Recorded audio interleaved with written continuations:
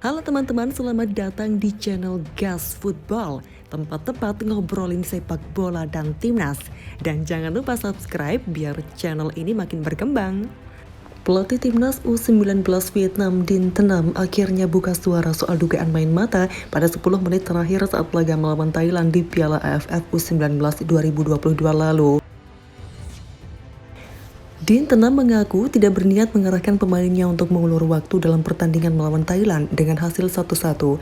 Hasil itu menyebabkan timnas U19 Indonesia tersingkir di babak penyisian Piala AFF U19 2022. Timnas U19 Indonesia akhirnya harus menelan pil pahit kalah head-to-head dari Vietnam dan Thailand meski mengemas poin yang sama. Tim besutan Sintayong tidak bisa mencetak gol ke gawang Thailand dan Vietnam, sementara Thailand dan Vietnam bisa mencetak masing-masing 1 gol dalam pertemuan keduanya yang berakhir dengan skor 1-1 tersebut. Banyak wartawan Indonesia yang kesal karena tim tuan rumah tidak lolos ke semifinal, sehingga mereka bertanya-tanya tentang menit-menit terakhir pertandingan timnas U19 Vietnam melawan Thailand pada 10 Juli. Setelah Vietnam U19 menyamakan kedudukan, kedua tim terkuras secara fisik dan menghadapi tekanan psikologis, sehingga mereka memilih solusi yang aman, ujar Din Tenam dilansir dari Zing News. Skuad Vietnam saat ini tengah berkumpul di Hanoi untuk menghadapi kualifikasi Piala Asia U20 2023. Sudah lebih dari seminggu setelah Piala AFF U19 2022 berakhir, di mana Vietnam menjadi juara ketiga. Sejujurnya, para pemain Thailand tidak mau menyerah, sementara saya sendiri masih menginstruksikan pemain saya untuk mengontrol bola dan mengarahkan bola ke atas. Para pemain masih takut karena masih muda. Mungkin itu yang membuat timnas U19 Vietnam sedikit terpengaruh, tapi saya sulit menyalahkan siapa-siapa karena Thailand sendiri menginginkan hal yang sama, imbuhnya. Pada semifinal, Vietnam pun kalah melawan Malaysia. Vietnam berhasil mengalahkan Thailand pada perebutan tempat ketiga. Sementara itu, Din Tenam berharap pemainnya akan lebih berani di kualifikasi Piala Asia U20 2023. Vietnam berada di grup F bersama Indonesia, Hong Kong, dan Timor Leste. Indonesia akan bertindak sebagai tuan rumah grup F. Lebih lanjut, media Vietnam Soha.vn panik ketika mendengar kabar Jepang, Korea Selatan, dan China mendukung timnas Indonesia pindah ke Federasi Sepak Bola Asia Timur atau EAFF. Apakah ini pertanda Soha tak rela timnas Indonesia meninggalkan Federasi Sepak Bola Asia Tenggara atau AFF? Jepang, China, dan Korea mendukung Indonesia keluar dari AFF dan masuk Federasi Sepak Bola Asia Timur. Rencana PSSI meninggalkan AFF untuk gabung EAFF masih menarik perhatian publik Indonesia. Di sisi lain, PSSI masih harus memikirkan dan belum resmi meninggalkan AFF. Lanjut Soha. Jepang, China, dan Korea Selatan memang bisa saja mendukung kepindahan timnas Indonesia ke EAFF. Korea Selatan memiliki ikatan kuat dengan Indonesia saat ini. Sejak Januari 2020, timnas Indonesia ditangani pelatih asal Korea Selatan Sintayong. Berkat bantuan Sintayong, timnas Indonesia lolos ke Piala Asia 2023 dan naik 20 peringkat di ranking FIFA hanya dalam kurun 9 bulan. Kemudian sepak bola Indonesia dan Jepang mulai rutin melakukan kerjasama. Terbaru perihal kepindahan fullback kiri timnas Indonesia, Pratama Arhan ke klub kasta kedua Liga Jepang Tokyo Verdy. Pratama Arhan memang baru bermain 1 kali bersama Tokyo Verdy, namun pengalaman berlatih bersama Tokyo Verdy menambah pengalaman dan skill pemain PSIS Semarang ini.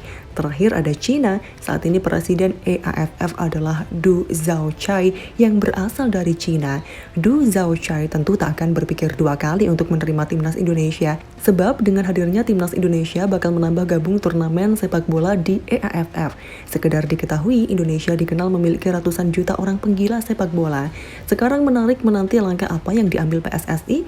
Masih tertarik meninggalkan AFF PSSI? Silakan tulis tanggapan kalian di kolom komentar dan jangan beranjak dulu karena masih ada pembahasan menarik setelah ini.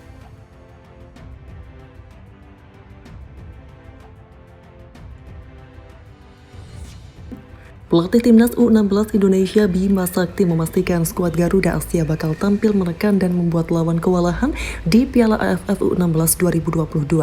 Pada Piala AFF U16 2022 ini, timnas U16 Indonesia memang akan tampil sebagai tim tuan rumah yang tepatnya digelar di Yogyakarta pada 31 Juli hingga 12 Agustus mendatang. Tampil sebagai tuan rumah tentu saja membuat timnas U16 Indonesia mempersiapkan diri semaksimal mungkin. Bahkan selama 2 pekan persiapan telah dijalani oleh para pemain timnas U16 Indonesia. Bima Sakti menilai selama 2 pekan ini, para pemain telah menunjukkan peningkatan pesat. Perkembangan pemain dari segi taktik hingga disiplinnya terus meningkat. Sehingga Bima Sakti pun optimistis bahwa para pemain ini telah siap menjalani laga Piala AFF U16 2022 nanti. Ia juga mengaku sudah menemukan kerangka terbaik untuk menjalani ajang tersebut. Anak-anak sudah banyak berubah dari cara bermain, taktik, teknik, dan disiplinnya. Kerangka tim kami juga sudah terbentuk. Kami tinggal menunggu regulasi dari AFF berapa pemain yang bisa didaftarkan, ucapnya. Hanya saja untuk berapa pemain yang harus dibawa Bima Sakti mengaku belum tahu. Sebab hingga saat ini dari AFF belum juga ada penentuan untuk berapa banyak pemain yang bisa didaftarkan nantinya. Lebih lanjut, Bima juga memuji perkembangan para pemain tersebut. Apalagi yang ditunjukkan para pemain setelah menjalani 2 kali uji coba cukup terlihat. Timnas U16 memang sudah menjalani 2 laga uji coba, yakni yang pertama melawan Porprov DIY U20 dan mereka kalah 0-2. Setelah kalah pada laga tersebut, Timnas U16 bangkit dan menunjukkan peningkatan luar biasa dengan menang telak 5-1 atas Porda Sleman U18. Dengan hasil tersebut tentu saja Bima Sakti cukup puas dengan yang ditunjukkan para pemain. Dari sudah kali laga uji coba, lawan kami semua memang memiliki selisih umur 1 dan 2 tahun di atas anak-anak.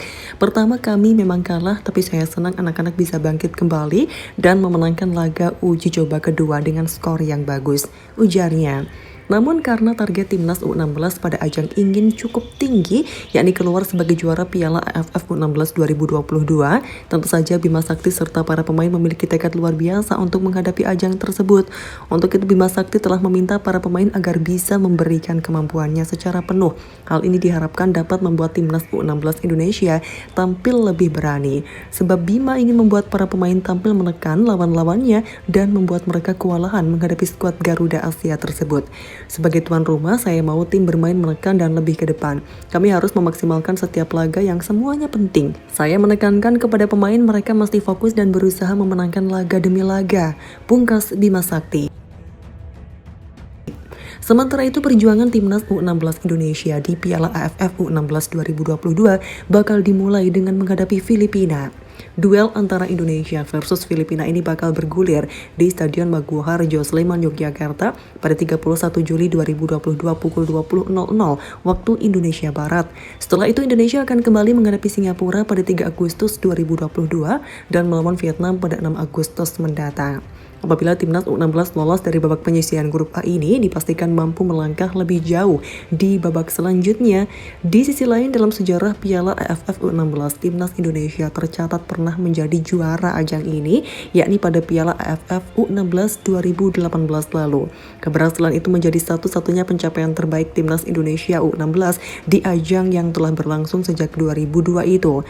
Selebihnya, Timnas Indonesia U16 hanya sekali menjadi runner-up, 2 kali menempati peringkat ketiga, 2 kali menempati peringkat keempat, dan 4 kali terhenti di babak grup.